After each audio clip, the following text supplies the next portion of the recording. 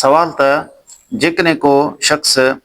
रात जो बिस्तरे ते सुम्हे थो, गुस्ल पइजी थो वञेसि ऐं बिस्तरो पलीत थी वञे थो ऐं ॿी राति उन पलीत बिस्तरे ते सुम्ही उथी ऐं निमाज़ पढ़े थो त उनजी निमाज़ थींदी या न। सभ खां पहिरियां इहो उसूल यादि रखो त जेको पलीत बिस्तरो आहे,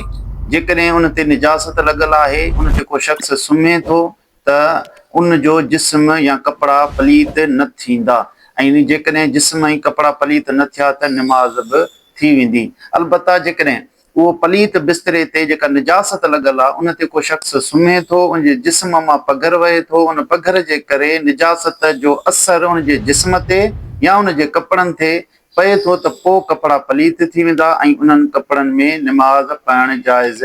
न आहे। पर जेकॾहिं निजासत जो असरु यानी रंग बू ज़ाइको उन कपिड़नि ते या जिस्म ते ज़ाहिर न आहे त उहे कपिड़ा पाक आहिनि ऐं उहो बदन पाक आहे, इन करे निमाज़ बि थी वेंदी। वल्लाहु आलम बिस्सवाब।